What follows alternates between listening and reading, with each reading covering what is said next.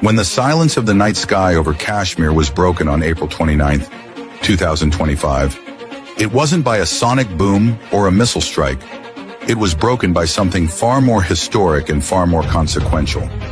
It was broken by a signal, the unmistakable electronic signature of an engagement that would redefine not only the military balance of South Asia, but the global perception of technological supremacy in the skies.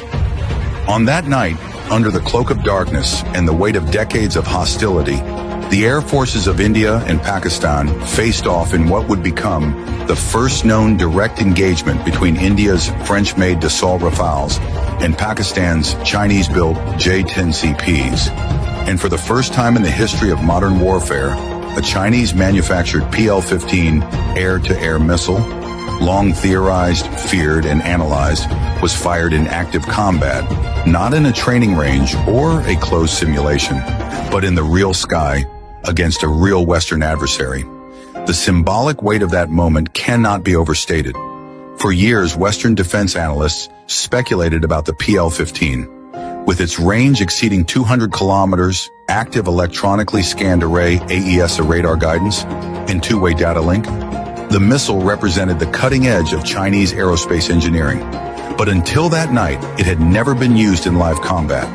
That moment, when a Pakistani J-10CP pilot locked onto an Indian Rafale and launched a PL-15, marked the beginning of something unprecedented.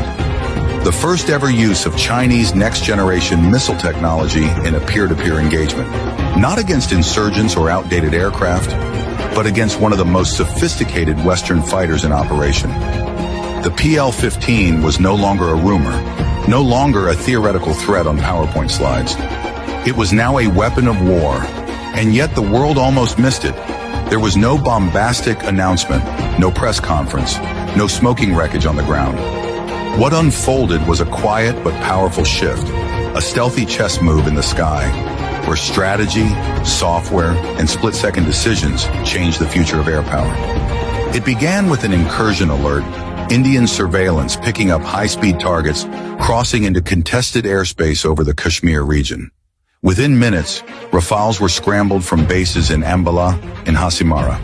These aircraft, gleaming symbols of Western aeronautical dominance, were equipped with the Spectra electronic warfare suite, Thales RBE-2 ASA radar, and the Meteor missile, until now considered the most lethal long-range air-to-air weapon in the region.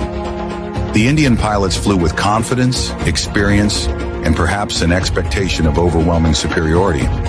But they weren't alone in the sky. Awaiting them on the Pakistani side were multiple J-10CPs, the most advanced frontline fighters in Pakistan's inventory. Built by China's Chengdu Aerospace Corporation, these aircraft had been upgraded to match and exceed many of the capabilities found in Western 4.5 generation fighters. But what truly made the J-10CP a threat that night wasn't its engine or its airframe. It was the digital ecosystem behind it. Each jet was part of a live combat network, connected in real time to ground-based sensors, airborne early warning and control aircraft, and AI-assisted targeting algorithms. And unlike traditional combat formations, the J-10CPs were flying as part of an integrated swarm, each one feeding and receiving data from the others in milliseconds. From the moment the Rafales entered contested airspace, they were already being tracked by radar nodes located far beyond visual range. The J-10CPs began to maneuver in coordinated arcs, utilizing radar cross-section management and deceptive jamming pulses to obfuscate their locations. The Rafale's Spectra suite responded, trying to build a threat picture, but the clutter was overwhelming. Radar reflections bounced from false echoes. Infrared signatures faded and reappeared. Targets split and remerged.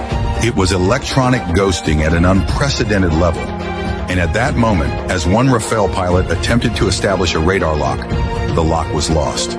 Then another. Then came the missile alert. The first PL-15 had been launched. That moment, a digital lock from beyond 150 kilometers, a launch command passed through an AI-vetted fire control system, and a sleek, ramjet-powered Chinese missile streaking through the upper atmosphere toward a French-built aircraft signified the crumbling of a long-standing assumption. That assumption being that no non-Western air force could successfully use its indigenous weapon systems in real combat to challenge a frontline NATO standard fighter. The PL-15's guidance system, built on AESA radar, similar in class to Western systems, but tuned to operate in heavily jammed conditions, allowed it to maintain lock even under Spectra's defensive scrambling. For the first time, the French-Indian fusion of stealth, jamming, and sensor resilience faced a missile with equivalent, or possibly superior, electronic resistance. The Indian Rafale, evading at full throttle and deploying countermeasures, managed to break radar lock at the final moment, but not without consequence.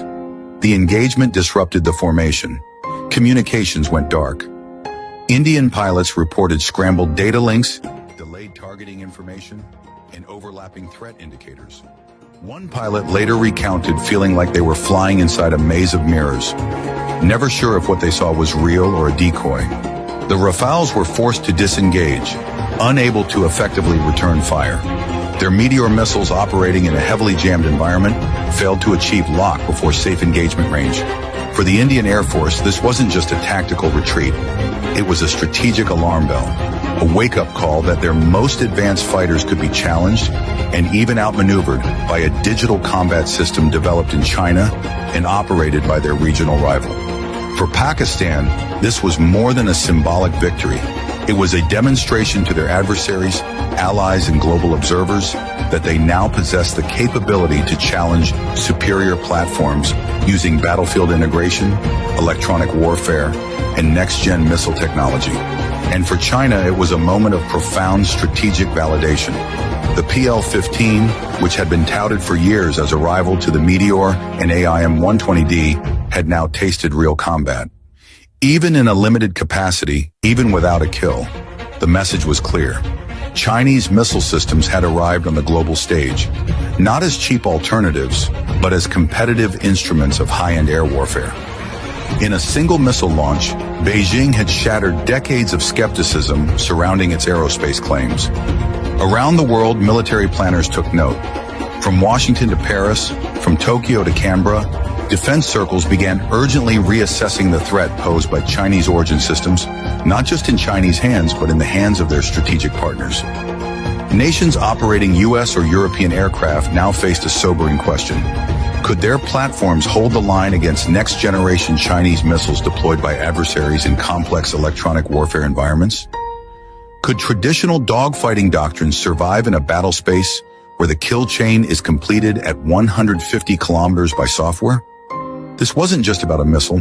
This was about the collapse of the Western monopoly on electronic warfare supremacy. The idea that only NATO standard